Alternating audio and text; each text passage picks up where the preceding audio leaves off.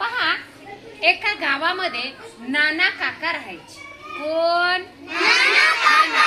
नाना काकांच्या घरी खूप शेती होती. पहा, आपल्याकडे आहे की नाही.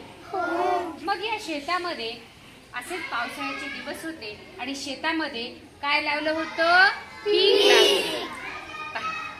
छान पीक आल्यानंतर आपल्याला काय वाटतं रे? आनंद होतो की नाही. तसाच नाना काकाला सुद्धा खूप आनंद झाला होता.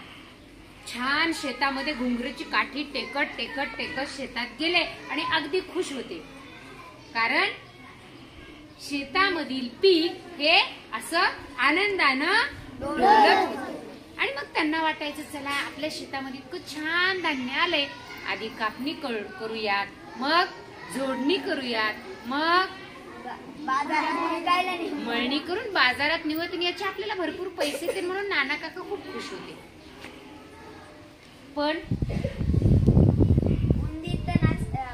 शेतात नाना काकाचे खूप उंदीर झाले होते. पहा, अगदी शेतामध्ये त्यांनी पिकाची खूप नासाडी केली. नाना काका सारखं बांधावरून जायचे, फिरायचे. निसर्गाने करुणा केली, भाते पिकून पिवळी झाली. निसर्गाने करुणा केली, भाते पिकून पिवळी झाली, असं म्हणत म्हणत नाना अगदी शेतामध्ये छान आनंदाने चक्रा मारायचे. पण ही पिकाची झालेली नासाडी पाहून त्यांना काय करावं हेच कळत नाही. पण आता करावं तर लागणार. करावं लागणार की पीक उंदराला खाऊ द्यायचं पीक, काहीतरी करावं लागणार. मग त्यांनी विचार केला, काय बरं करावं की ज्याच्यामुळे उंदीर नासाडी करणार नाही. मग त्यांनी विचार केल्यानंतर त्यांना एक युक्ती सुचली. त्यांनी अशी, त्यात एक हौद होता नाना काकाच्या शेतामध्ये, एक फळी बसवली तर्फेसारखी. अशी फळी बसवली आणि तिथे एका तर्फेच्या एका बाजूला छान खमंग भजी आणून ठेवली. तिथे पहा, ही तरफ अशी हौदावर बसवली, भजी आणून ठेवली आणि खमंग वासाने खरोखरच ती शेतामध्ये उंदीर आले की भजीच्या वासाने त्या तर्फेवर. कशासाठी? भजी खाण्यासाठी. मग उंदीर तर हौदावरच्या तर्फेवर चढले की गेले. किती तिरपी होती. उंदीर त्याच्यावर गेले की वजनाने काय झाली, तर्फेची एक बाजू खाली गेली. मग काय झालं असेल? उंदीर त्या हौदात पडले आणि डुक्कन पडून मरून गेले.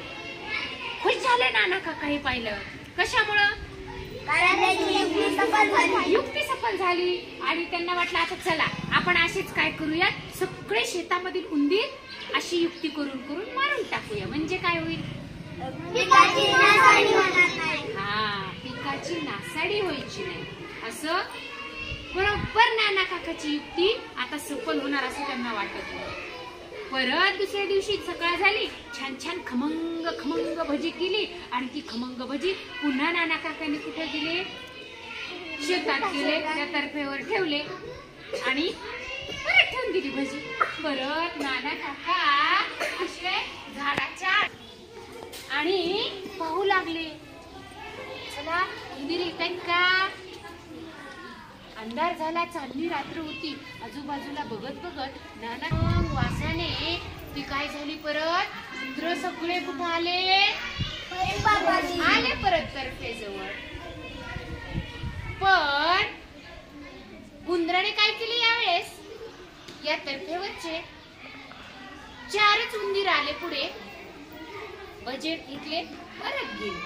ते गेल्यावर परत 4 आले, परत भजी घेतले, परत गेले. असं करत करत आलटून पालटून उंदीर आले आणि सगळी भजी फस्त केली. मात्र सगळं खाऊन भजी फस्त करून उंदीर मामा आता काय झाले होते? सगळे. चला आता पाहू म्हणले, आता काय झाले आपल्या शेतात उंदराचं. उंदीर मेले की नाही हे पाहण्यासाठी नाना काका बाहेर आले आणि पाहते तर अरे भजे तर सगळे संपले. पण हौदात पाहतात तर एक पण उंदीर नाही. नाना काकाने कपाळावर हात मारला. का बरं? सफलच झाली नाही. का नाही झाली? उंदीर पण चालाक होते. बरोबर आहे, उंदीर हुशार होते. कारण नाना एकपट हुशार, उंदीर दुप्पट पाठाचं नाव आहे छान. मग हा गोष्टीरूप पाठ तुम्ही घरच्यांना सांगणार? तुमच्यासाठी तुम्ही छान ऐकले की नाही आणि गोष्ट पण सांगणार, म्हणून शाबासकी घ्या पाहू. आणि